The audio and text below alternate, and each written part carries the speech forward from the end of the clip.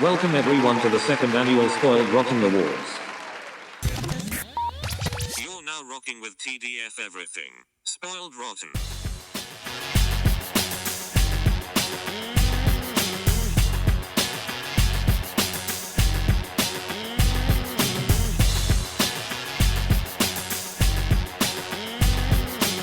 Spoiler alert. Welcome and welcome back, everybody. Hey. It's me, Daniel, And this is Ben. on Spoiled Rotten, and today we are doing the second annual Spoiled Rotten Awards.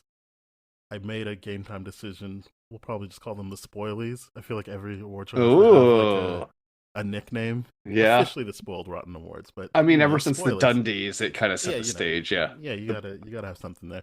So Yeah. that's what we'll be doing. If you haven't ever listened to the show before, wow, you're in luck. What a great time to see what we like and what we don't like. That's right.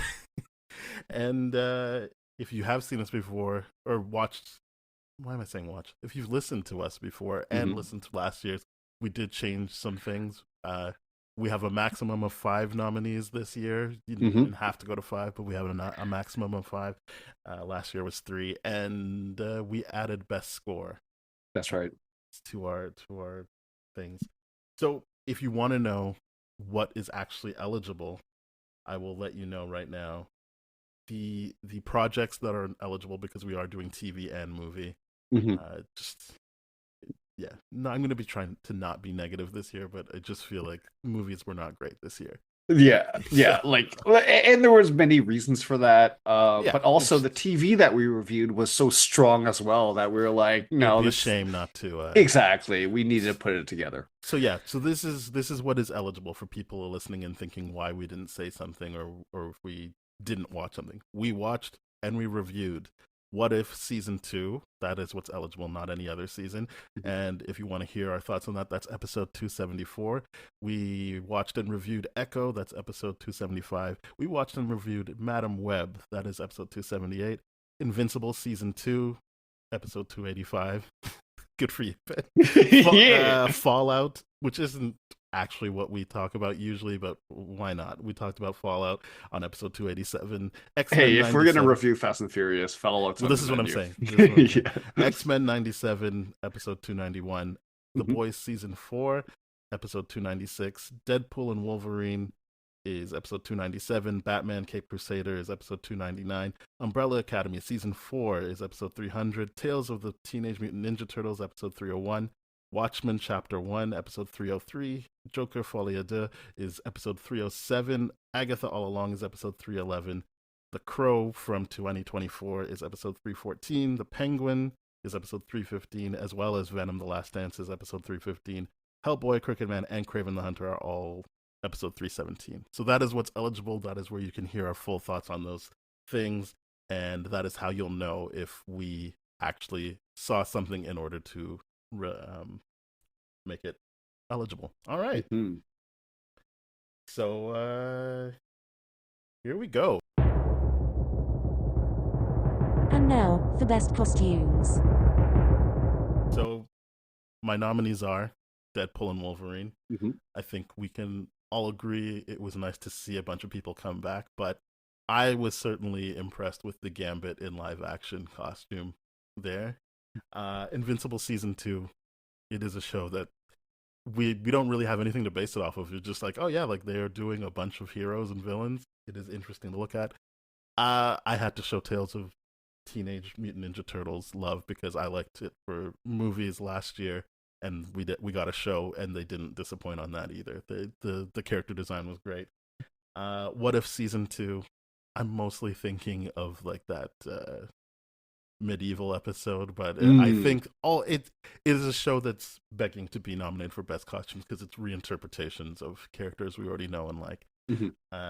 And then X-Men 97, of course. That's Nice. solid. Those are my nominees. What about you? Nice. My nominees would have been Deadpool, Wolverine, very much like you. Fallout, The Boys season 4, Mhm. Joker Folie Deux, as well as What If.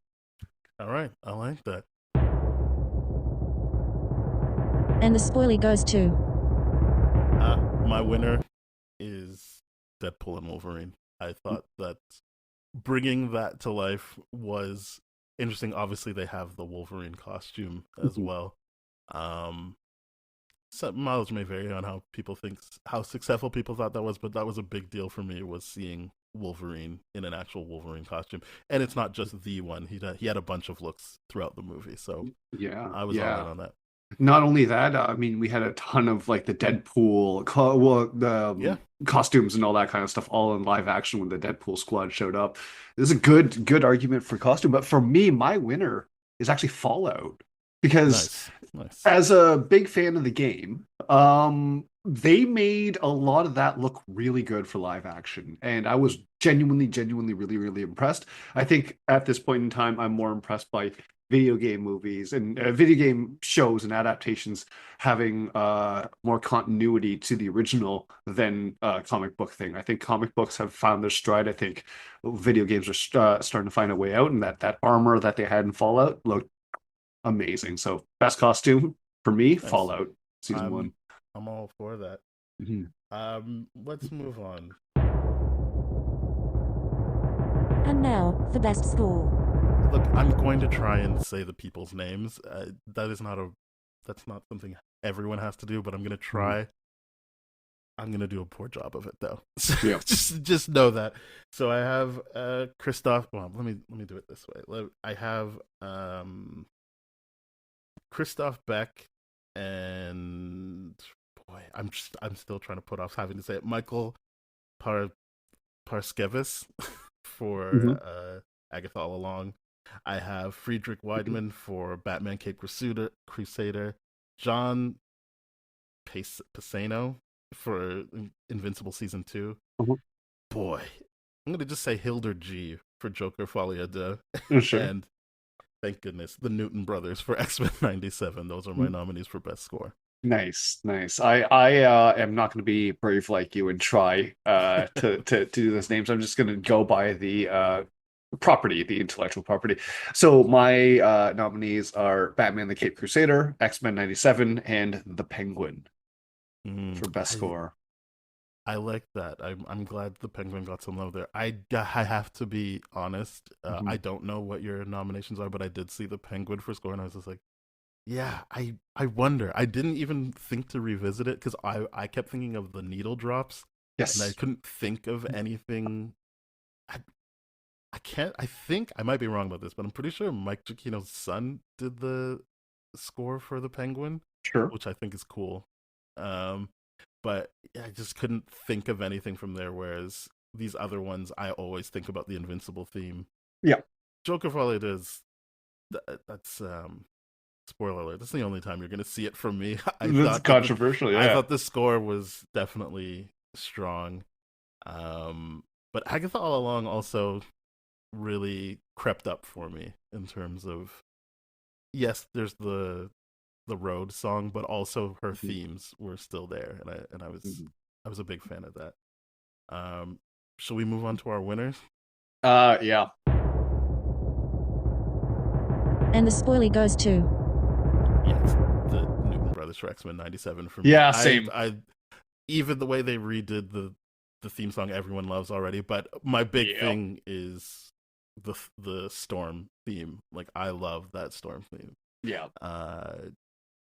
It has stuck with me since I heard it, Mhm. and it's not even the only good track on the score, but it is. It was like instantly iconic to me. Yeah.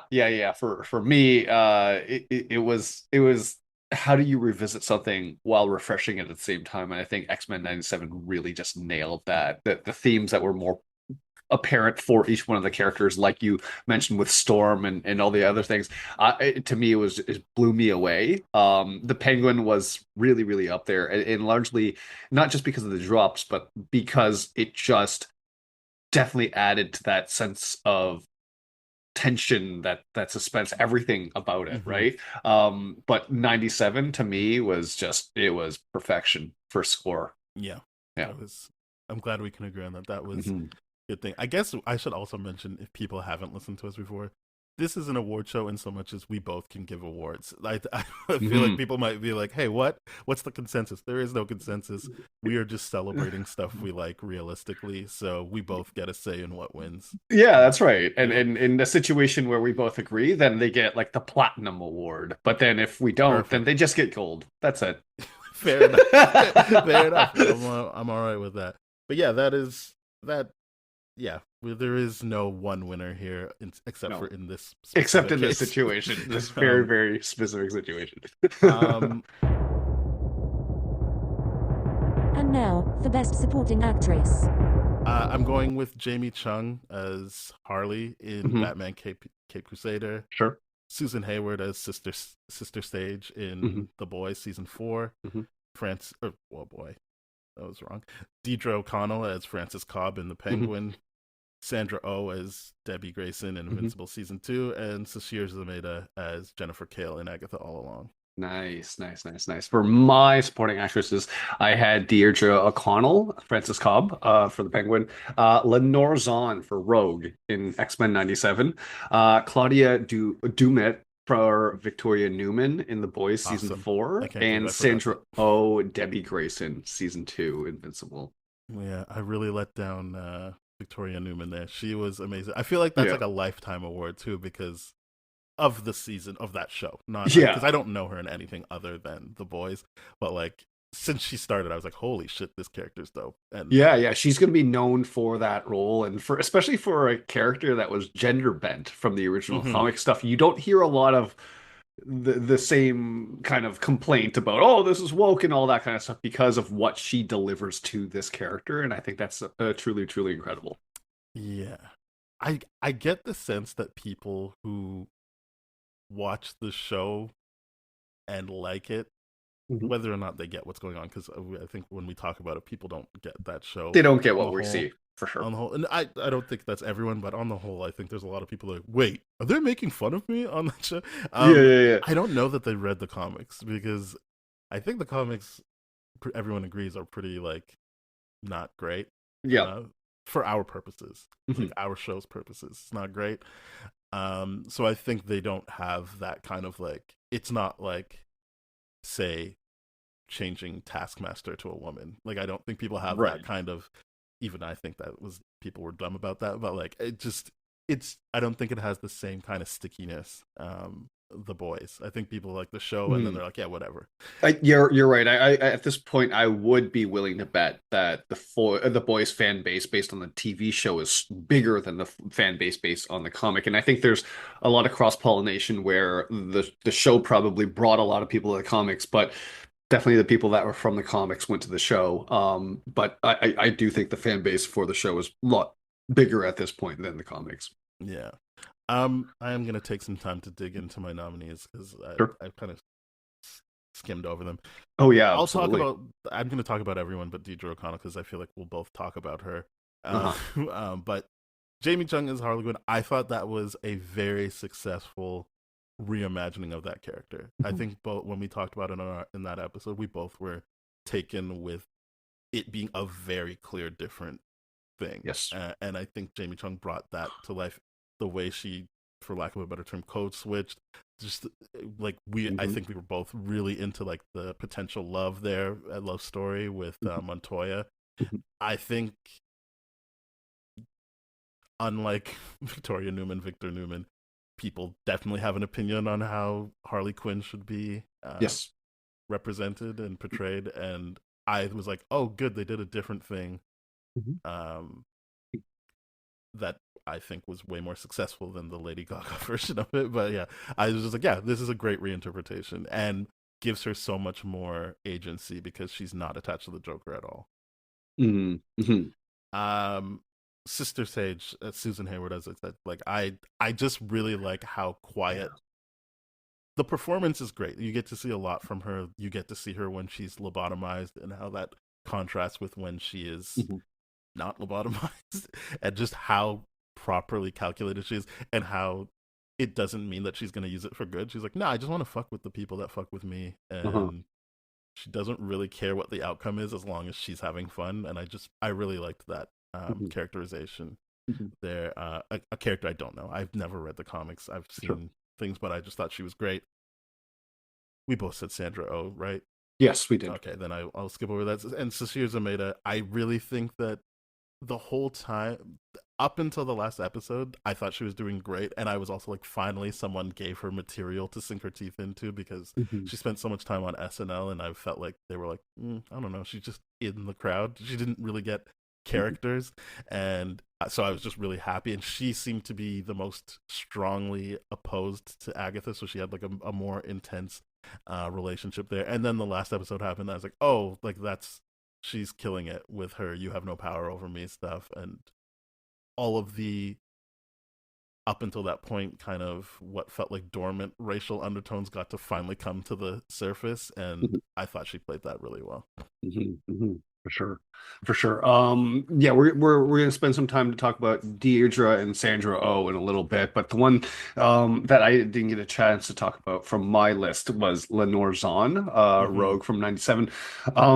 There's one line in specifically Yeah. of that really just pulled it all together for me to elevate Rogue's character, where she complains about doing everything that everyone wants and they still want to shit all over her and shit all over the X-Men and all that kind of stuff, and how when Gambit dies and you can hear the total shift in everything, the performance in her voice, it's just a fantastic performance Mm-hmm. from a voice acting standpoint, and the fact that I believe that is the original voice actress, Yes, it is. correct?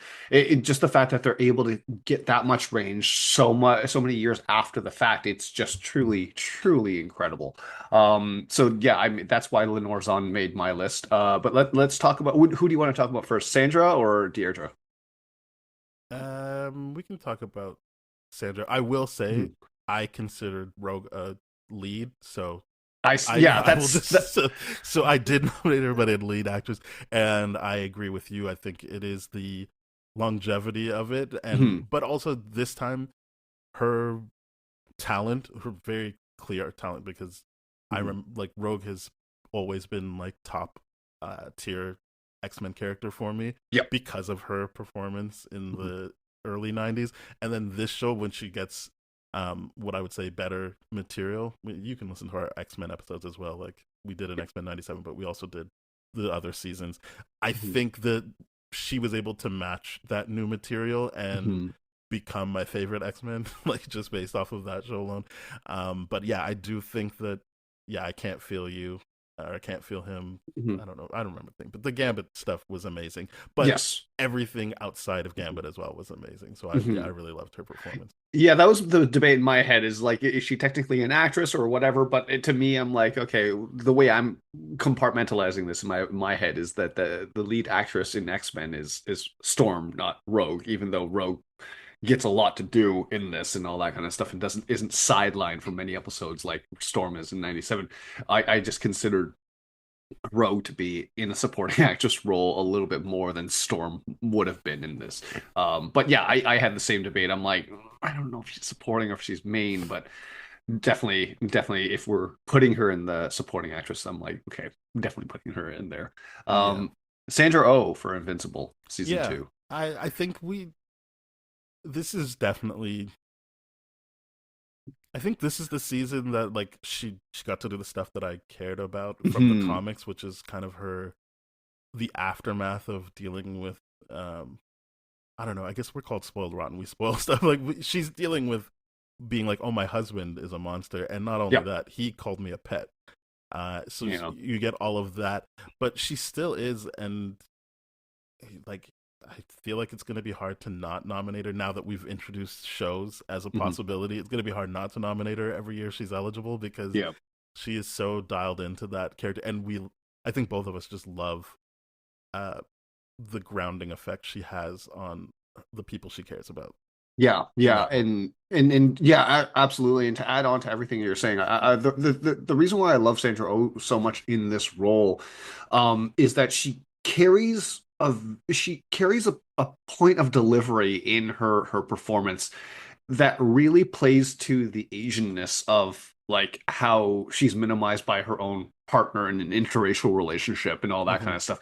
Very extreme, like you said, with the pet thing, but in many, many interracial relationships where it's white man, Asian woman, that is the dynamic of like, okay, you're subservient, you're below me. That's the whole point of the attraction. She brings a lot of that to the role, but particularly in season two, how the intonation of her voice actually changes because of everything she went through, but the fact Hmm. that she still has to try to be strong, be the model minority person, not only to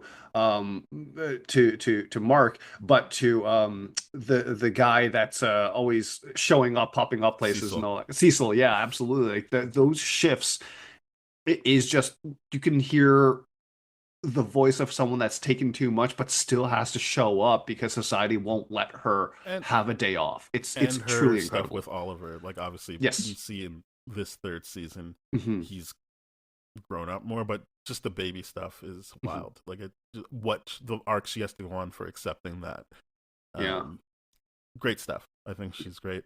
Yeah. Did you want to talk about Deidre O'Connor now, or do you have more Sandra Yeah. stuff? We got to talk about this one because just such a tragic performance plays the character so well, Yeah. and it's just oh my God, like the you see so much of the range with like okay her being happier when she was like in the younger things when all the kids were still alive as and then to play up the dementia aspect of it and it was just wildly good. And that um she's, I don't know that this is the acting so much as how it's written, that she's punished for making the objectively right choice, which is, oh, mhm. don't kill my son. Like, Yes. yeah, I know I kind of flirted with that idea, but obviously don't kill my son. Yep. And that's like, well, that you're fucked then. So Yeah. that's you. I think she says it in the last episode, which is like, I live with the devil in my house. Like, this is what am I supposed to do? Yeah. And it's like, yeah, man, you really do live with a terrible person. Mhm. He wouldn't even. He knew you were gonna get hurt, and he still was like, not gonna say what this person wants me to say, which is the truth. It wasn't like Yes. they were like, "Hey, lie." It was like, just tell the truth. It's going to help your mother, and also I won't hurt her if you do it. And he was like, Absolutely. no. No, I'm gonna cling on to this delusion that he has. And not only that too is just oh man, the fact that the position she's at the end of the show, that final shot you get of Yeah, her in the it's the bed and worst. all that. You're just like, It oh, is by far I'm like one of the most moving, tragic things I've ever seen without it entering like the whole gore snuff category and all yeah. that kind of stuff, right? It's just pure emotion, pure delivery, truly amazing. All right. And the spoilie goes to. My winner is Shio Zameda. I think everyone is great in that we mentioned. Especially love your I can't remember her name, but is it Claudia? Claudia Dumit Yeah. I or I Dalman I messed or up by yeah. not adding her in there, but I Hmm. thought she was great. I think that just speaks to how good the year was in terms of supporting performances. Yes. But yeah, so Shiza made it just the maybe not slow burn, but just the idea that I was like, she's doing good, she's doing good. Oh my goodness, wow, she really like killed it in the Mhm. last thing, like basically nailing home like, oh, I would watch more of her now, which is what the show kind of wants you to feel. But Mhm. it all in her performance, and obviously through that show you have to see them doing different things because Mhm. of all the different tests on the road. Mhm. But I thought she was great. Yeah. So that's my winner. Nice. My winner is Deirdre O'Connell. I Figured, originally yeah. had Claudia Dumit, and then like as I was talking about her, I'm like, no, I'm switching last minute to Deirdre. Like I said, just everything about that character is so tragic, and that actress does such a great job doing everything. Yeah. Um, all right. And now, for Best Supporting Actor. My nominees are Sterling K. Brown as Angstrom in Invincible Season Mhm. 2, Renée Feliz, Renzi Feliz Mhm. as Victor in The Penguin, Theo James as Bastian in X-Men 97, Joe Locke as the teen in Agatha All Along, and Jesse T. Usher as A-Train in The Boys Season 4. Nice, nice, nice, nice, Do you nice. want to just list yours and then we'll kind of talk through stuff? Yeah. So I had Renzi Feliz as well, for Victor. I had Channing Tatum in Gambit for Deadpool and That is Wolverine. 100% And valid. yeah, and Sterling K. Brown as well for my best supporting actors. And Nice. Invincible. I like the list. Hmm. Yeah, I think so. I'll talk about the three that we don't have overlap on. Hmm. Joe Locke, I think what made me feel like he has to be here is the switch he has between like how we saw it through his eyes versus how Agatha experienced it. Hmm. Then going into like, oh, look who he is, like based off of them taking two characters and merging them basically. Hmm. A lot of subtle stuff needs to get done for that character to work, and I think he does work. He doesn't come off as annoying at Hmm. all. I was on board with his journey, so I really appreciated all the little subtle stuff he did to be different again in a show where, depending on where you are geographically, you have to act differently. Uh, Yes. and then he's a character where you're like, oh, you're literally merging two stories together in one body. Hmm. So I think all of that was great. Yeah, Theo James as Bastion. I know that a lot of this was me being like, I really liked Theo James in White Lotus, but him as like the ultimate bad guy in X-Men '97, just so good. Like Hmm. how smarmy he is at first, and like he's singing his song every time he kills someone, and then you get to the mother stuff, and you're like, oh, I see the Yeah. cracks coming. I just thought he played that amazing. Hmm. Jesse T. Usher, similar to Sandra Oh, is kind of like he's been doing great work the whole time we're watching the series, but in this season is obviously his uh, further breaking away from being the bad guy, and um, I don't think he's redeemable overall, but it is interesting to watch him interrogate himself, and you can see that it's hurting him to do what he's doing to himself. So it felt like a good culmination of all of the seasons in one season, season four for him. I really liked the work he was doing there. Hmm. Hmm. Very, very nice. For me, okay, so Channing Tatum for Gambit. I just there was just so much that he did with the short amount of time that he got, and the fact Mm-hmm. that he was stuck in development hell for his own movie and all that kind of stuff. It was just so much fun. It was just wildly good to see him interacting with Deadpool and the rest of it worked so well. There was so much thought put into that. I have to give it to him there. Renzi Feliz, though, and because there's overlap between Yeah, yeah, we'll talk about that, him together. so I'll let you have this after that. But Renzi was just from everything he did, from the stutter to the increasing confidence to the movements and change throughout the entire season. Truly, truly fantastic stuff for someone that I don't know anything about, or I haven't seen before. So I'm hoping to see much, much more from this young man, because truly what he did was incredible, especially toward the end of the season, where it's like, oh, you're still playing up this naive bit really, really well. You're playing up the loyalty part really, really well, because like, I don't know about, I can't speak for everyone, but I saw the betrayal coming from a mile away. You know what I mean? Like, that's the most predictable thing about the Penguin, is that he's for himself and that he can't do that. And just when he was being choked out, I was, oh man, this is just such a good performance. That's the hardest part about that season of the Penguin, is you don't see Victor again. You can't possibly, right? But I do hope that we see him again in other kind of roles and stuff like Yeah. that, because he did really, really great. Yeah, I knew Renzi from the Runaways. Speaking of Hmm. your friendly neighborhood Spider-Man, Nice. uh, and it's interesting because I never actually got to finish that show. I kept Hmm. seeing it sometimes on Disney Plus, but never really fully the rest of the show. Hmm. So I'm hoping to be able to finish it. But I know that his character in the comics is way more duplicitous than the show made him. So he was kind of like a nice guy, not a capital N capital G nice guy, just an actual nice person. Sure. Um, I and and so I liked watching him mature in this role Hmm. as doing something.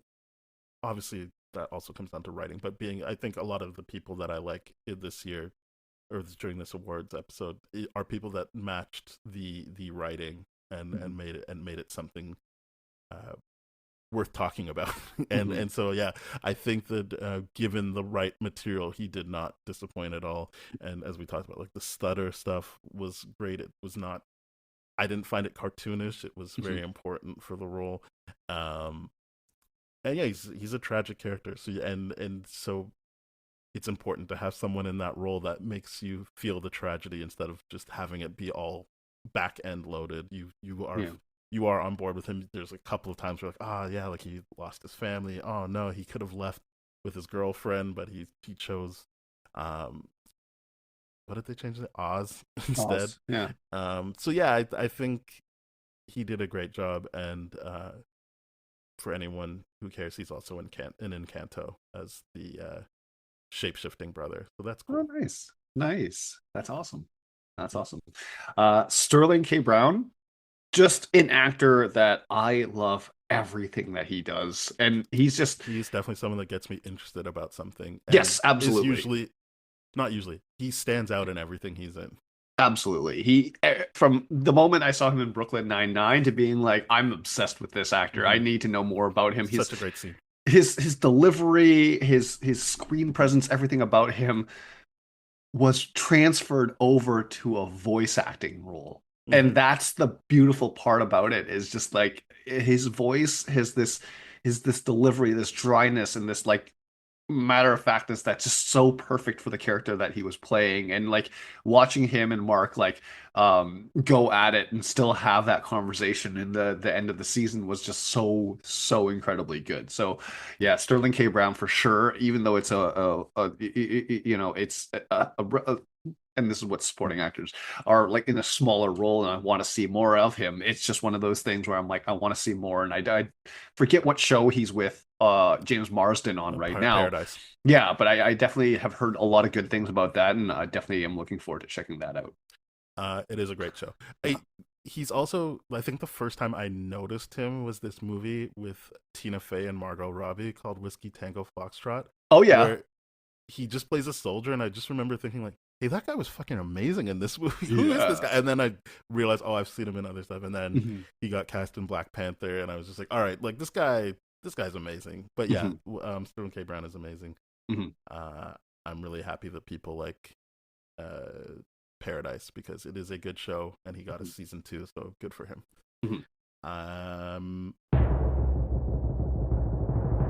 And the spoilie goes to...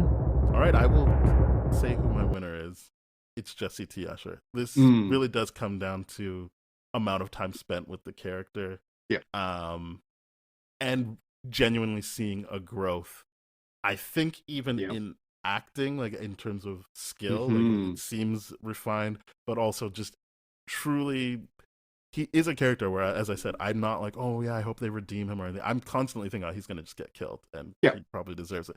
But it is still great actually letting us sit with him and watch him understand, oh man, I think I am the bad guy, because a lot of his character before that is not taking responsibility for anything. So I'm loving seeing him be like, maybe I should be thinking about this more. Yeah. No, it's hard to argue with that. Jesse T. Usher's character really changed so much in that final season. And I really wish I had him on my list. But for me, my winner is Renzi Folie's. Yeah. I'm gushing over his performance. He did so good. Everything about what he did and what he was given with the Penguin, I'm like, this is awesome. And I hope to see more of him in the future for sure. Yeah. No wrong choices in the I think we did a good job of selecting the supporting roles there. And now, the best actress. First is Catherine Hahn as Agatha and Agatha All Along. Like, we'll talk about it. Kristen Milioti as Sophia in The Penguin. Ella Purnell as Lucy in Fallout. Alison Seeley Smith as Storm in X-Men, and Lenore Zahn as Rogue in X-Men. Yeah. I mean, so much overlap. I just didn't have Rogue on this list. Everyone else, I had the exact same. Ella Purnell, Storm, Catherine Hahn, Kristen Milioti, Sophia. Best actress it's a tough category. Yeah, I was like, oh, should I put Lady Gaga? And then I was like, no, never mind. No. No. And I want to clarify one thing, because I put Joker Folie Deux in the best costume category, Mhm. not because of the costumes, only because of the commitment that Joaquin Phoenix went through to get his body that decrepit again. I'm just like, that's Mm. got to count for something. I mean, costume Surely not wise, I'm like, costume. not great, but like No. commitment to his You just could have screwing given up it his best body, actor. wild, wild. I mean, he's in there for sure, Okay, good. I'm glad. in I'm a glad you. nomination standpoint, but. Yeah. Uh. Okay. So we have so much overlap. We already talked about Lenore's Zahn, so I'm going to talk about Catherine Hahn now. Mhm. Ever since I I think my first memory of her is Anchorman. And I was just like, yeah, like something about this woman. I'm in. Then she was in Step Brothers, and I was like, yeah, amazing. Her stuff in Parks and Rec is amazing. Yeah, She's just an amazing actress. I don't think I've ever not liked her performance. I can't yeah. think of something she's in I don't like, but also, if I'm being more specific, I can't think of something I didn't like her in. Mhm. And when she showed up, I think, well, at least I knew who she was playing, so I really appreciated her performance in WandaVision. Mhm. But like it was what kept me going as they released it. I was like, okay, like she's really playing this really well considering who she actually is. Like this is Mhm. so good. And that completely transferred over it into Agatha all along. So much so that I was like, oh shit, that's the con she's pulling. I didn't fully understand what she's doing. She's so good at keeping you present in what she's doing. Mhm. Um while knowing that there's got to be something to it, but still being like, but what's she doing right now? This is so engaging. So I had to put her there. I really enjoyed her performance. Yeah, I mean, we go back to the WandaVision series that we watched and all that kind of stuff. But the first few episodes, we were like, nah, she's got something else to brew in here. There's no way she's just playing a side person. You Well, don't we get didn't do Catherine Hahn for that week something to like week that. though, just so you know. No, exactly. But like we did bring it up in that episode, and for exactly this reason and what you're talking about. There hasn't been a thing that Catherine Hahn has been in that I haven't loved. Hmm. Like you said, you listed off all the things that I would have listed off too. But it is just truly such a good performance, knowing how she plays such a fun bad guy. Hmm. And In actual Agatha. bad guy, not Yeah. not like, oh, she's Oh fine. no, Don't she worry did about it it. for her kid. Yeah, No, bad guy. yeah, Because she did the stuff before the kid. Like, go listen to that yeah. She's a episode. villain. Yeah, But she's a villain for and sure, that's and good. we have so much fun with her as a villain, as Hmm. opposed to being like a lot of other villains where we spend a lot of time with, and it's just like, oh man, this is just dark and broody. This sucks.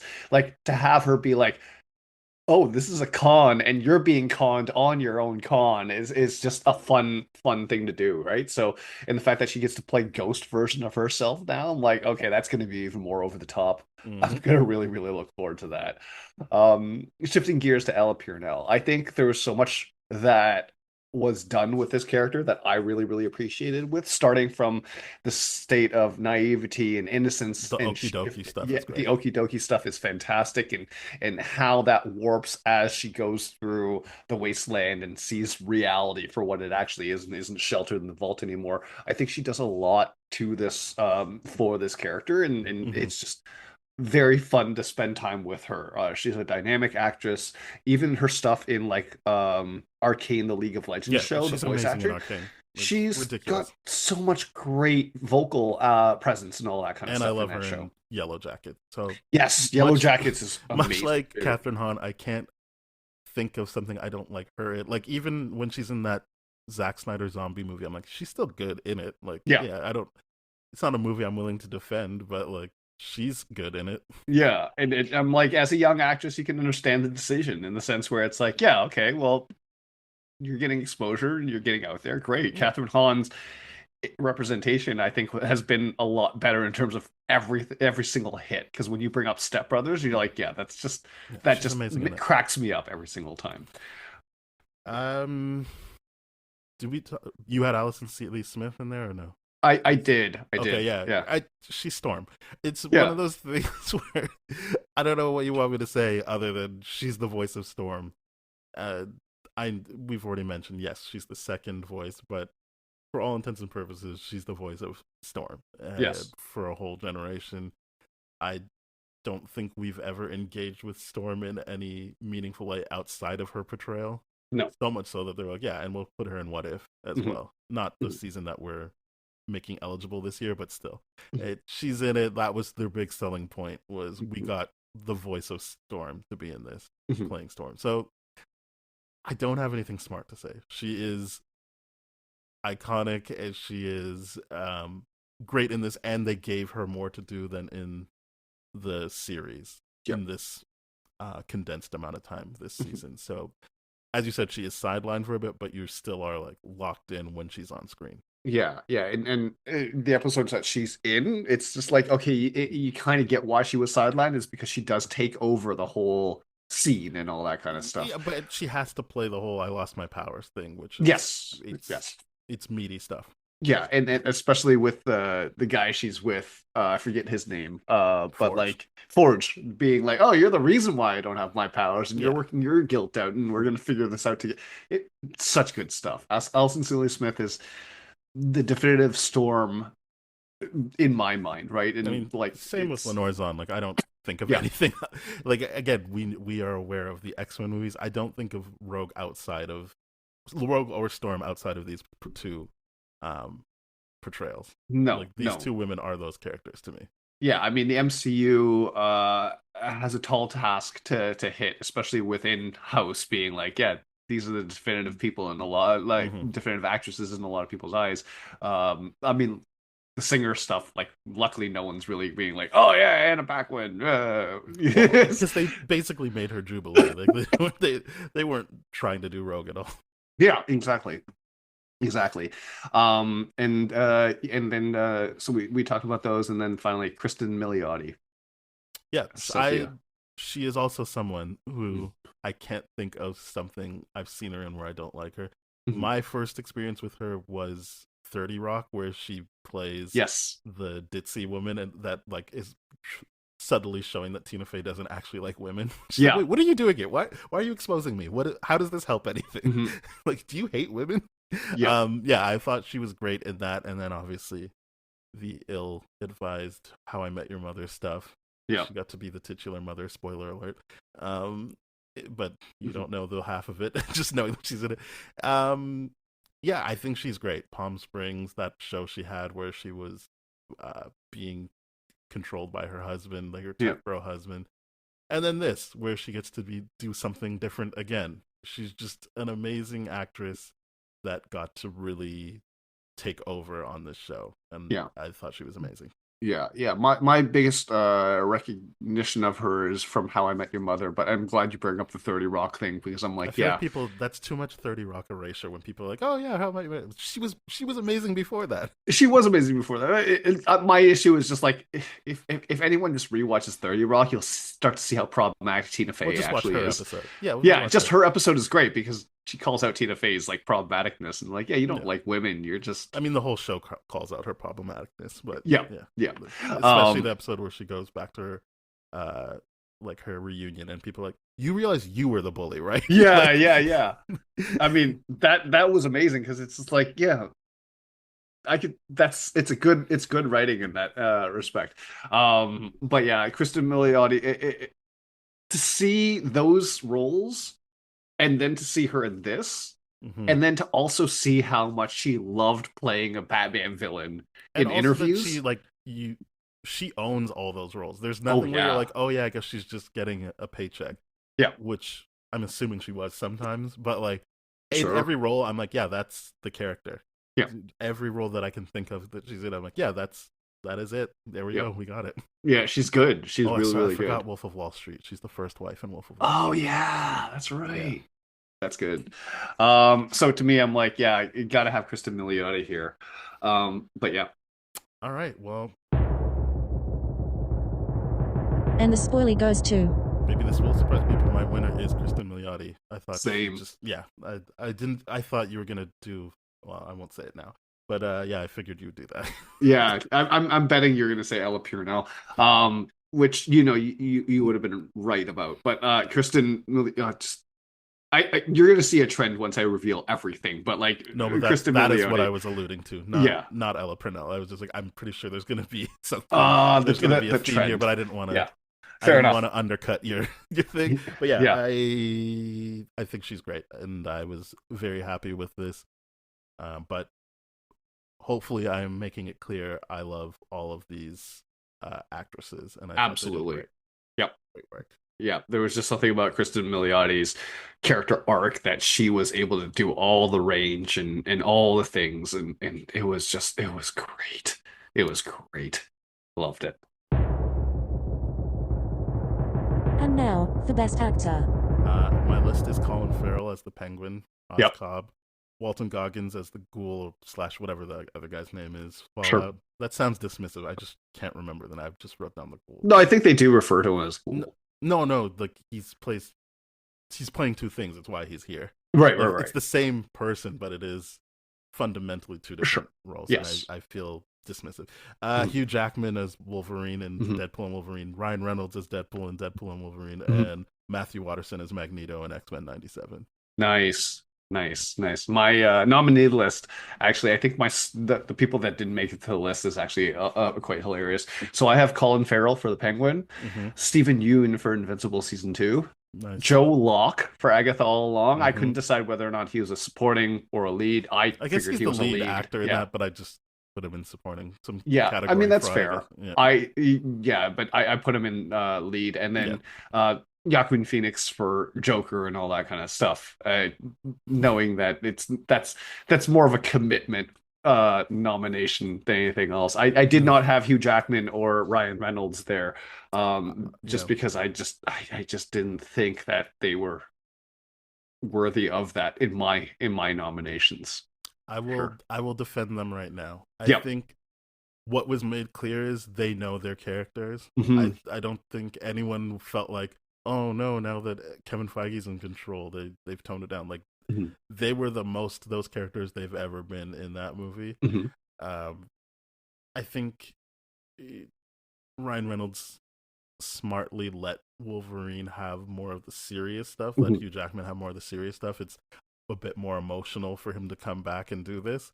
But I think both of them, I don't think there's an argument. Like, you might not like what they're doing, but what they're doing is so dialed in a way that I don't think Joaquin Phoenix was dialed in for Joker. I think he was very much sleepwalking through that shit. I think those two legitimately understood what works about their characters and brought that to life in this movie. And again, you don't have to like the movie, you don't have to like, but I do think there is that nuance there of they did what they needed to do for their roles. I thought they did a really good job there. I think that's we didn't overlap on Walton Goggins, so I'll talk. No, we did not overlap on him. Yep. Or Matthew Watterson, but yeah, Walton Goggins. As I said, you get to see the difference before Ghoul, after Ghoul. I think we've said this so many times, people are going to get annoyed, but Walton Goggins is another guy where, like Catherine Hahn, Ella Purnell, all these people, I haven't seen them in something where I'm like, oh, they're bad. Actually, I didn't think he was great in Ant-Man and the Wasp, if I'm being honest. Yeah, that's the only one that's I'm like, I could take that or leave it. But in general, he is a solid actor, and he's always exciting, except for Ant-Man and the Wasp. But yeah, outside of that, he's got a pretty good rate, and I thought that he did a great job with this role, this dual role, because you get to see a full person in the before and after. So I thought he did a good job. And Magneto has always been a top tier X-Men for me, and this was a different voice, and it didn't feel like they skipped a beat. I thought he served the character very well, and he had a lot to do. So Matthew Watterson definitely stepped up to the plate and delivered, and I appreciated his performance.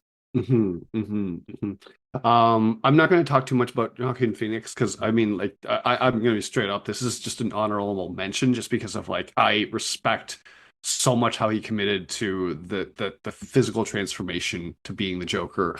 It's hard to see, it's uncomfortable, but it's one of those things that I'm like, okay, he did commit to that part of the role, which is wild, and that's an honorable mention, but clearly not anything I'm willing to defend because, like you said, I'm like, yeah, it does feel like he dials it in for a lot of the movie. So you're like, okay, whatever. Joe Locke, for the reasons that you were describing Yeah, I before, have no I argument about that. That's yeah, great stuff. yeah, he's such a good young actor to me. Like the stuff that he does with the physical acting when he does that whole like the soul and the body thing. I'm Hmm. like, okay, that deep breath in, so subtle, so amazing, so good. And then I think one of the parts of like early on in the season where he's very uh motivated, it could have easily come across as annoying. It Hmm. did Hmm. not at all. It was just so much fun to watch him be like, "Oh my God, we're doing it! We're doing it! We're on the witch's road!" And I'm like, it's so awesome to me, and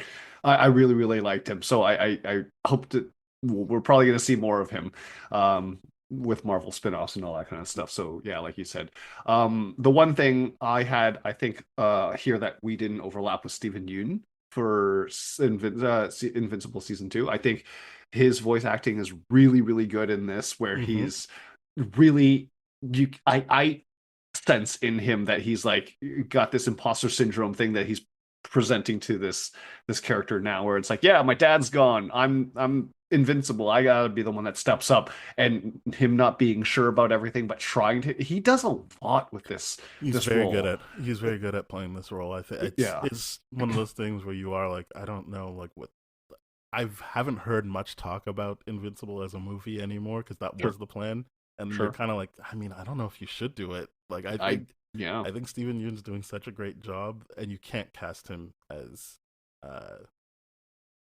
this guy. And what's his name? Sorry, Mark. is it Mark? Yeah, okay. Yeah, I was like, it's not Grayson. That's the last. Mark Grayson. Yeah.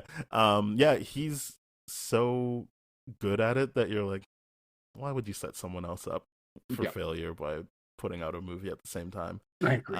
Yeah, I think he definitely owns this role, Mhm. and yeah, I do think that a lot of the concern around how he feels people perceive him, Mhm. and they're getting into more of that this season, but it's still present in all the seasons. Like Yeah. he's worried, like, yeah, like, are they gonna see me as the bad guy, or like, am I Mhm. capable of what my dad did? So that Mhm. a lot of that is great, and um puts weight on the his line deliveries. Mhm. Mhm. Absolutely. And finally, the last one that we both have shared is Colin Farrell. Yeah, like he completely disappears into the world. There's no, Yeah. he just, I don't really have anything smart to say. I'm pretty sure I was very high on him when we Yep. reviewed the Batman, and Mhm. then he just did that again for a full season, and it was great. At no point was I like, I'm kind of getting bored of it. I Yep. think the only thing that kept me going was like, I truly enjoy him as the Penguin. I am willing to Yes. watch this because he is doing such a great job as the Penguin.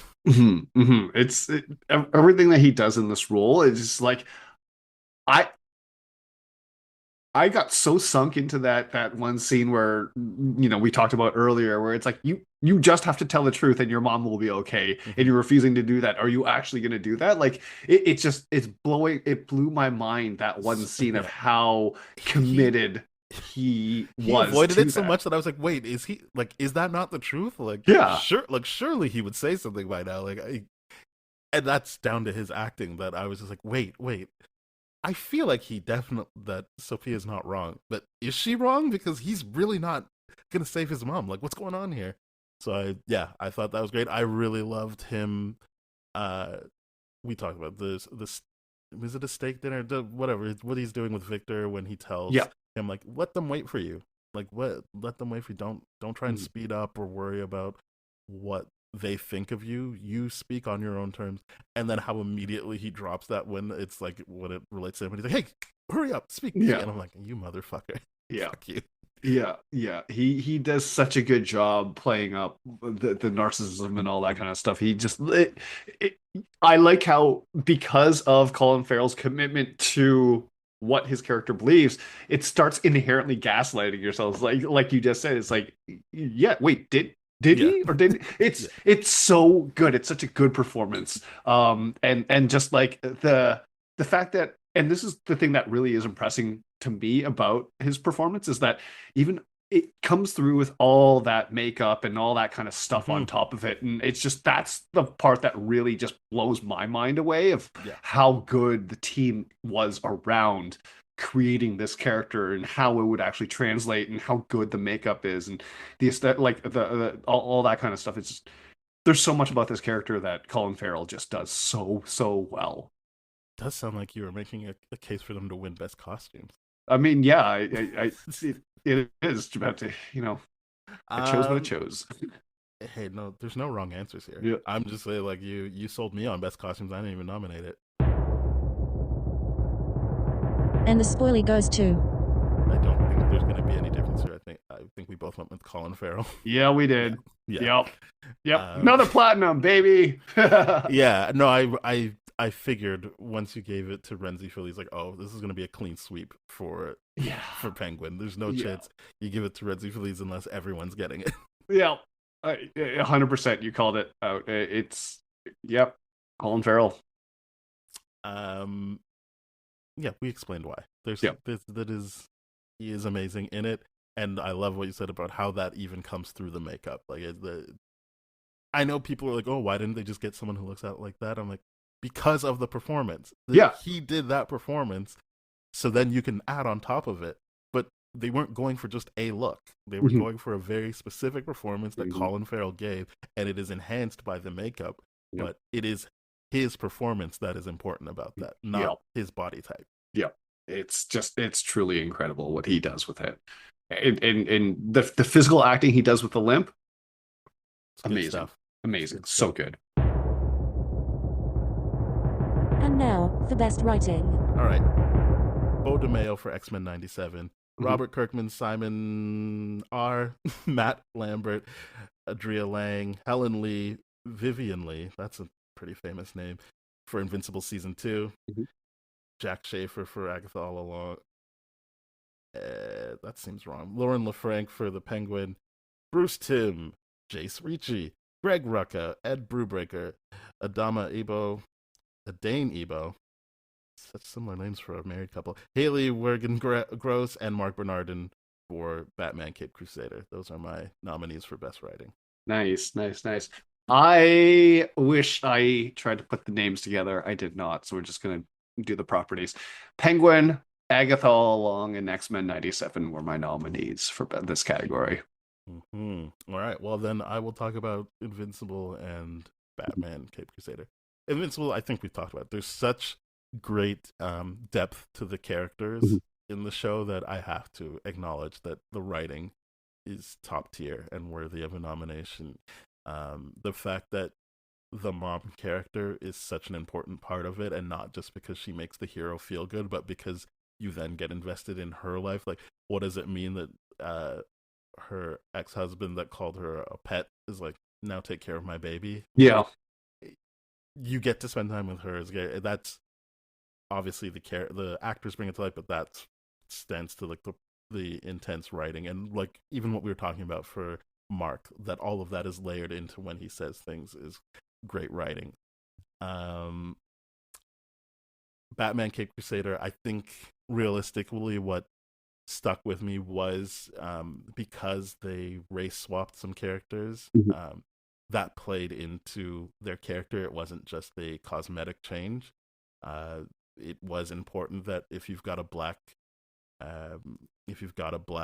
Jim Gordon, that he is, like we've talked about in other episodes, like he's that old black guy that's like, yeah, I'm helping from the inside, and and just the way he looks at bad guys, and he refuses to see like, well, that person made a bad choice, but have you considered why his life is the way that he would have to make a choice like that?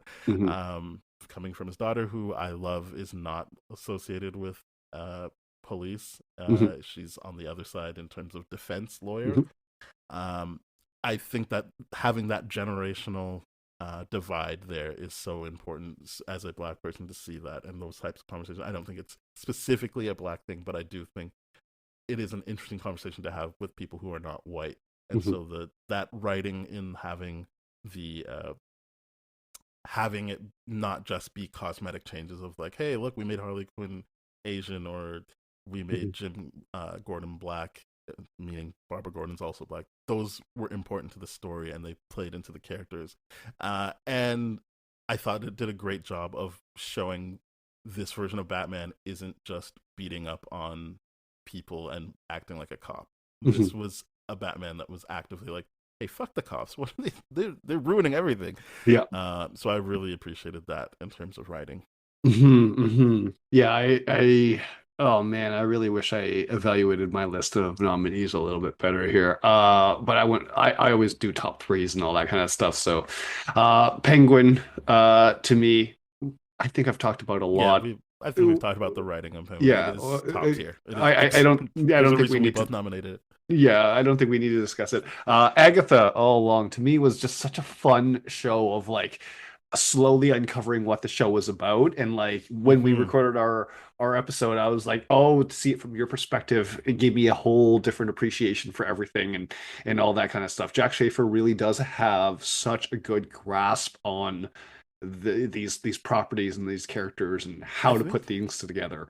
I think like Agatha, like Kathryn Hahn's performance, the writing is also very good at being like, look here now.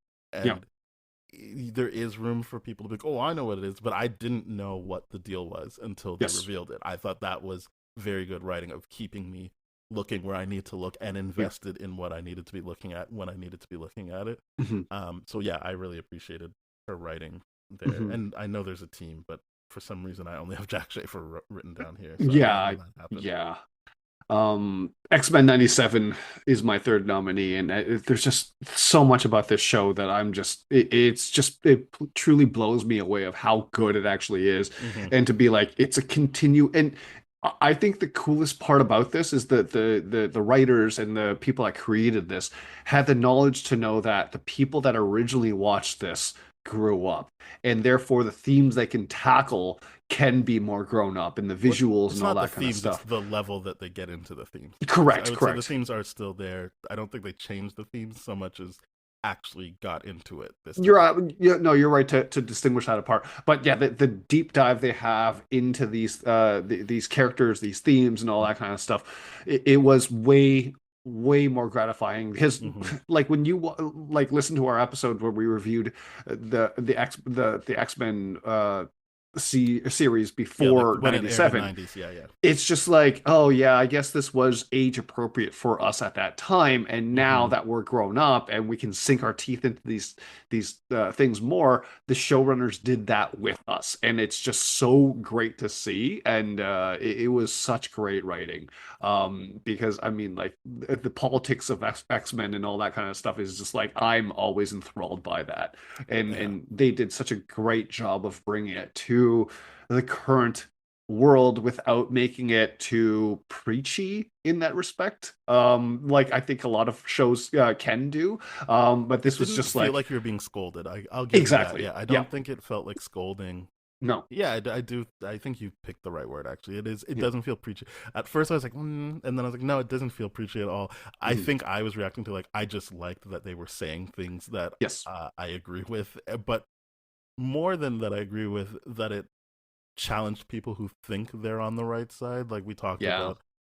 I think another reason I would nominate this is the complete 180 I did on Cyclops based on the show. And having people be like, wait, but he's white, why does he care? And like being like, wait, is he gonna be a villain? It's like, no, he just understands that like people are treating him poorly and he's trying to put up boundaries and have self-worth, and people take that as an affront, or take that as like, whoa, watch out, and it's like, so now you see how it feels to be a real marginalized person, like a visibly marginalized person.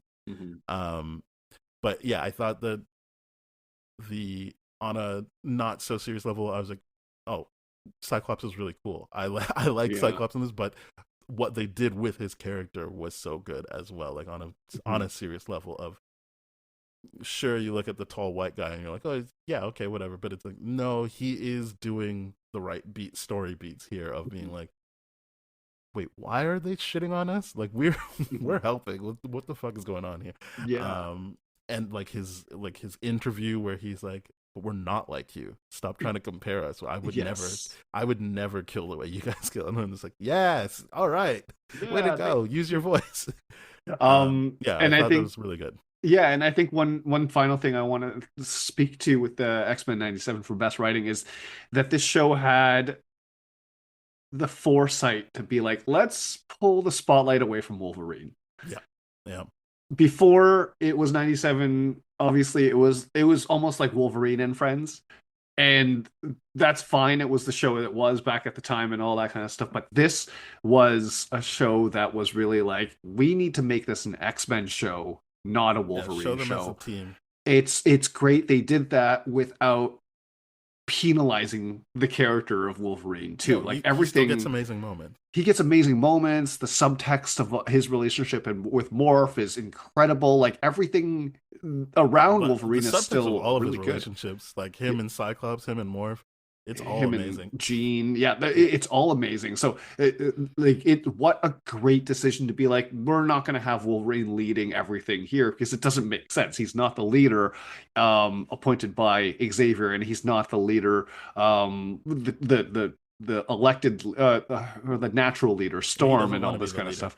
He doesn't want to be. He just wants to be this guy that's like He's kind of upset like that Cyclops is leaving. He's like, hey, fuck you, Yeah. man. You're the Yeah. leader. Exactly. So, I mean, this show did a lot to be like, okay, this is an actual X-Men show. It's not a Wolverine-centric show, which is great. I really, really like that too. So, yeah. And the spoilie goes to. It's Bodemail for X-Men 97. Mm. Given how long we talked about that, yeah, that was my thing. Yeah, yeah. I think I'm going with Penguin on this one. Nice. Yeah. Penguin to me, just absolutely fantastic. There was so much well done stuff. And then, yeah, it was good. It was really, really good. And now, for best directing. I have, oh boy, Chase Conley, Emi Yonemura, and Jake C. for X-Men 97. Mhm. Dan Duncan, Sol Choi, Ian Abando, Tanner Johnson, Jason Zurek, boy, and Haley Herrick for Invincible Season 2. Colin Heck for Tales of Teenage Mutant Ninja Turtles. I'm so happy that it's one person for the longest name on here. Jack Schaefer, Ganja Monterio, who also worked on Paradise, and Rachel Goldberg for Agatha All Along. Christina Soto, Christopher Berkeley, and Matt Peters for Batman Cape Crusader. Yeah, that's my nominations. Very, very cool.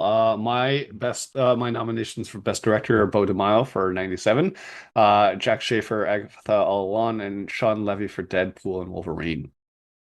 All right. I will note Beau DeMaio did not direct anything. Yes, yeah. I just didn't know how to approach that because I'm just like, how do we like? Because obviously, when you're looking at the TV, it's like each individual episode. But I just looked at it as a whole, and I'm like, I listed the directors. That's good. Yeah, they have been acknowledged. It's all good. Yeah. Sorry, you had X-Men, Agatha, and Deadpool. Oh, okay. All right. So then I guess I'll talk about Batman Cape Crusader, Invincible Season 2, and Tales of the Teenage Mutant Ninja Turtles. Pretty quickly, Tales of the Mutant Ninja Turtles, I thought just was a very fun show to look at. And who else would I acknowledge for that other than the director at this point? I don't know how else. I mean, we don't have an animation or animators award, so I thought that the direction there was great. Very kinetic, very fun. Batman Cape Crusader, it was moody. I thought they did a good job of setting the tone, kind of like the 90s version. It was it's not a continuation. They redid everything, but it was a good way of continuing that story and making it their own.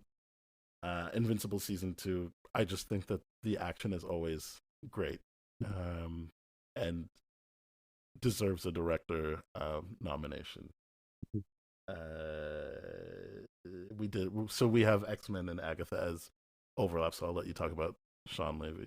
Yeah, so I mean, yeah, I wasn't going to talk that much about Agatha or X-Men. I think I've talked about enough about other things. But Sean Levy is the third nominee in this Best Director pool, and I do really love what Sean Levy brought to this movie. He did something really great. It was just he allowed Ryan Reynolds and Hugh Jackman to be their characters, and you know, it was just truly incredible just to be like, okay, yeah, you got these two together. This is great.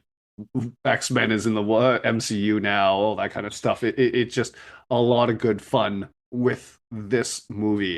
It's Hmm. especially, I'm like, oh man, it made Bye Bye Bye. It put it on my playlist for like a solid 3 months after that. And I was just walking everywhere between jumping back and forth between Kendrick Lamar and like In Sync and being like, no, this is completely fine. There's That's nothing wrong life. with this. That's Yeah, life that's right here. life. It Yeah. was it was so much fun. And you know, there's so much about this movie that is really good that I do believe that Sean Levy, especially playing in the MCU pool with like, oh, you got to balance this and this and this and this. I think he did a really good job for Yeah. sure. Um, I guess I didn't feel that way because I didn't nominate him, but I agree Yeah, that yeah, I agree that he pulled it off. yeah. Mhm. Um, yeah, I just thought the other people did something more meaningful for me in terms of direction. Yeah. Because I would argue, it, and I did because I nominated for best actor, that if you're giving space to two people who really know how to do their actors Mhm. or their characters, then it's more on them for the success. But I do think you're right that he did more than that. Like there's so many visuals that get people excited, so it's not just the performances. I definitely think he's a worthy nominee. Mhm. Um, all right, yeah, X-Men '97. I think there's the moment where the mansion gets attacked, where I was just Mhm. like, this is fucking blowing my mind. This is such great animation and direction going on right here. Mhm. Um, and just how uh, adult everything feels, I do think comes down to these people working with the writing and um, atmosphere of everything to make it feel very distinct in X-Men '97. Uh, Agatha all along. I think we talked about it. Just the fact that you're so locked into what they want you to see Mhm. that I didn't spend too much time being like, oh, it must be this or it must be that. I knew something was coming, but I was just like enjoying what I was seeing while it was happening. Really made me be like, yeah, that's great writing and direction together. Mhm. Yeah, and to add on to the Agatha all along thing is just like the idea of like illusions or magic and all that kind of stuff, and like it really did pull a magic trick Mm-hmm. on us in that regard of like, hey, pay attention to this. Don't mind what my other hand's doing or my assistant's doing. From a Mm-hmm. magic trick standpoint, it really had that delivery, and I think it's such a good added element to that show And for sure. I do think this is part of direction. It helped. It supported its actors in a way Mhm. because obviously they have to be tracking multiple things at a time, and I don't think they would have filmed this in order. So Mhm. obviously the fact that we have all these coherent performances that actually track throughout, that you need the director and writers to make sure that that's done properly to get you to the place where I again for me, and it sounds like for you as well, Mhm. that ending works and feels satisfying Mhm. because so much can go wrong in a situation like that, and it Mhm. felt like the right stuff was put in place from a writing and directing point of view. Mhm. Mhm. The only issue I have with it is just like toward the end of the series where it felt like there was something that they had to like cut out with the relationship between Rio and Agatha. That it was just like I wanted in that final episode, I wanted to see more of that backstory between the both of them and all that kind of stuff. That was the only thing I wish that Agatha got to dig more into. But you know, Hmm. it is what it is. Yeah, feels like more of a writing thing. Yeah, yeah, for sure. I uh forgot to bring that up during writing. And the spoilie goes to. and my winner is Jack Schaefer, Gunja Montero, and Rachel Goldberg for Agatha all along. I thought that Mhm. they had a pretty intense task, and they definitely Yeah, delivered on yeah, getting that story across the finish line yeah. properly. Yeah, for me it was 97. It was X-Men 97.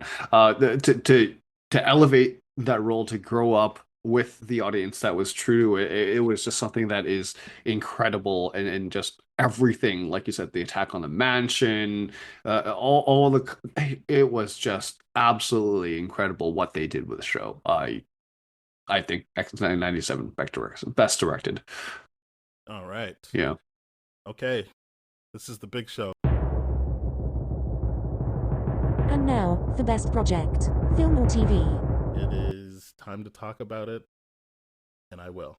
Yeah. Nominees are Agatha All Along, Deadpool and Wolverine, Invincible Season 2, The Penguin, and X-Men 97. Those are my 5 nominees. Nice. I only have 4. I have The Penguin, X-Men 97, Agatha, and Fallout. Nice. Then I will talk about Deadpool and Wolverine. Yep. And I guess Invincible.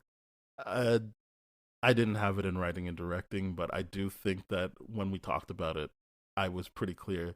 It is greater than the sum of its parts. The amount of surprises it was able to deliver on. I do think that people tried to ding it with it's just a cameo fest, but I didn't see it as a cameo fest. I saw it as the characters in the movies and the characters that are in the movies and are actually adding to what the movie is about. So not necessarily like there might be 1 or 2 cameos, but overall, like having what's her name, B something, Hunter B13 from Loki, that feels like a cameo. But yes, having the Fox characters in it doesn't feel like a cameo. Even having Happy Hogan doesn't feel like a cameo. It's like, oh, we're just seeing who the characters are in this movie. So I did think that it was well executed while also understanding the writing issues they gave themselves, and not really following their own rules. But it elevated beyond that for me because I thought it was such a good execution of what they were trying to get at, which was, not wanting to feel forgotten or not feeling like you ever fulfilled your potential in the Channing Tatum Gambit role, which is also something Deadpool felt. So it did feel like properly explored with the people that were in the movie. For sure. What else did I have in here that you didn't have? Invincible. So yeah, No, Invincible Season 2. I think when we talked about how successful Angstrom was and how like as someone who has read the comics, that it felt way more intense this time around. I was like, yeah, like if they're making it better than the experience I built up in my head, then I gotta acknowledge that. And it is the season that got at all the stuff that I was hoping it would get at in that second season. So it emotionally worked for me. Is everything else we have there the same? Like No. I've got something I need to talk about that wasn't on your list. Fallout. Yeah. So I'll talk about Fallout now.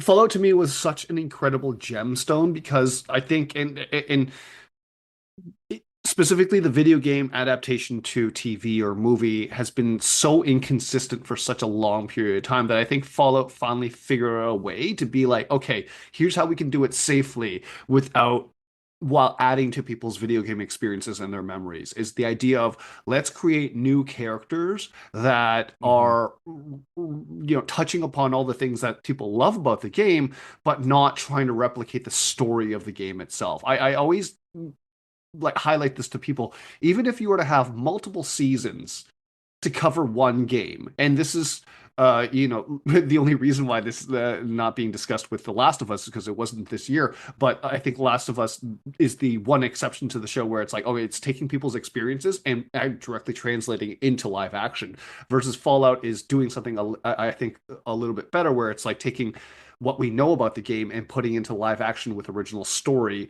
so that it only adds on to what we know. And the people that play the games, like myself, are like, oh yeah, I remember that mechanic in the game. I remember this. This is cool. This is really, really cool. And then I want to see where these characters go to while still having some Easter eggs that might be revealing to what's to come for season 2, 3, and beyond for Fallout. I just think that they have done such a good job with this to be like, they're sidestepping a lot of the issues that a lot of other video game movies have. Not stuff like Sonic. I think Sonic is a very good, successfully done kind of thing, but that's so far beyond what the source material is that it works almost as an original concept of its own.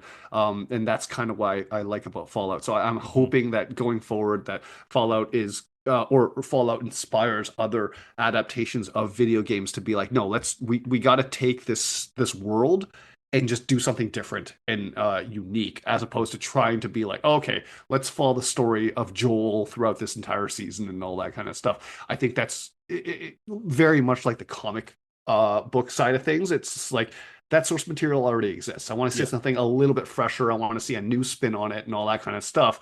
Don't get me wrong. Like, I bring up Last of Us season 1 as a point of comparison to be like, they did that really, really well. But I'm more impressed by the creativity that Fallout has and the world that they've built in this, because there's similarities, but it's just overall, it's vastly different. Vastly different than anything that you've seen in Fallout.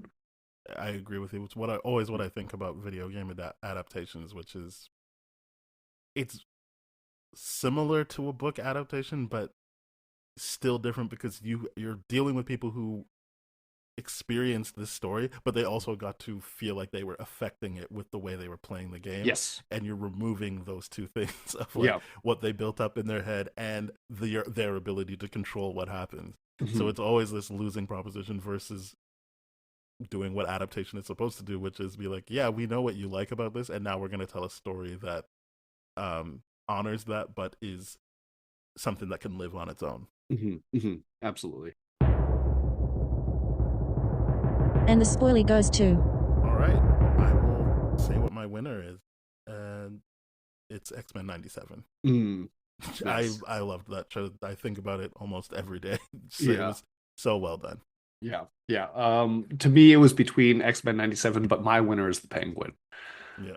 That, I mean, I think you can see the clear pattern and trend through all my winners and all that kind of stuff. That series blew me away personally for me, because I was dealing with a lot of things that the show was dealing with at the time, and to see that reflected in the show, to see how characters, how wildly far those characters would go with those behaviors, and being like, oh man, this really hit home a lot more personally than anything else. Don't get me wrong, like X-Men 97 will always love that, and I think it truly is.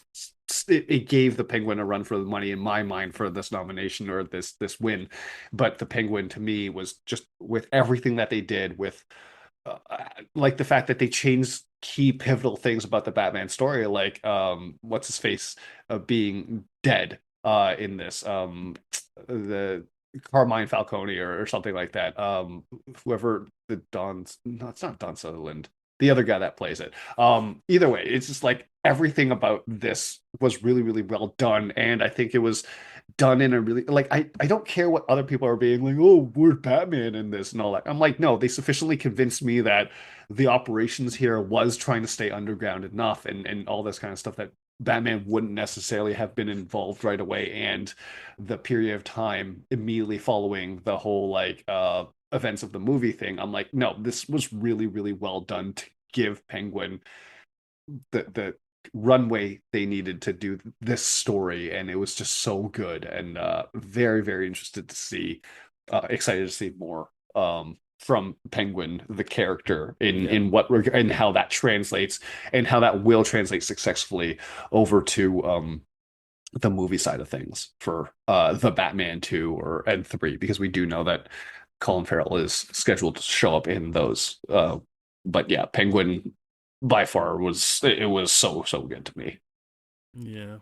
Well, I'm glad it worked for you. I was decidedly not as high on it as other people, but it is good. I do think that they wrote themselves into some corners with Batman related stuff. If I'm like, you can't have 2 explosions and have it be like no one's looking into this that we think would. Like, even Jim Gordon's not looking into this. That's weird. Sure. But I think what you said is what's good about art is that it met you at a time where you were going through something and it reflected that, and that's the beauty of that kind of stuff, and I think that makes it definitely the winner for you. Yeah. So yeah, that is the awards show. I guess I should list who the winners are. No, I'm not going to do that. I should. I'll say mine. You can say yours. So Yes. costumes. I put Deadpool and Wolverine. Mhm. Who'd you have? Fallout. Nice. Best score. I had X-Men '97. Same. Nice. Platinum. Best supporting actress. I had Sashir Zameda. You had Deirdre O'Connell. Best supporting actor. I had Jesse T. Usher. You had Renzi Feliz. Perfect. Best actress. I had Kristen Milioti. Same. Yes, another platinum. Best actor. I had Colin Farrell. Same. Platinum. There we go. Best writing. I had X-Men '97. I had Penguin. Best directing. I had Agatha All Along. I had X-Men '97. And best movie or TV. I had X-Men '97. And I had Penguin. Excellent. We did it. All right. Thank you very much for listening. I think next episode we are going to do episodes 4 through 6 of Invincible season 2. Yes, but before I do that, I want to say honorable mention because 2024 was a special year. No, we're not talking about that. No, it's getting cut out. I promise you, it's getting cut out. Fair. I promise you, it's getting cut. But if you know, you know. Yeah. Yeah. I think by the time you hear that episode, there will be more episodes available to listen to. But we're gonna do this in 3. So we did episodes 1 through 3. We'll do 4 through 6, and then we'll do 7 and 8 as a separate episode. So you can look forward to that. And we've got Daredevil on the way, so there's that to look forward to as well. All right, go ahead and say your thing. The best goof movie category. This is something that I did, and I think everyone knows, but it's Madam Web. It's the best goof movie of this year is Madam Web. Ridiculous. What a terrible movie. All right, thank you very much for listening. You can definitely follow us and subscribe on all the different platforms that have podcasts. There's an easier way to say that. And if you don't find us, please get in touch. We are spoiledpodcast@gmail.com. We are at TDF Spoiled on Instagram, Threads, TikTok, and YouTube. And you can go to tdfeverything.com/spoiledrotten to find all those coordinates and listen to every single episode. All right. We'll see you next week. Bye-bye. Cheers.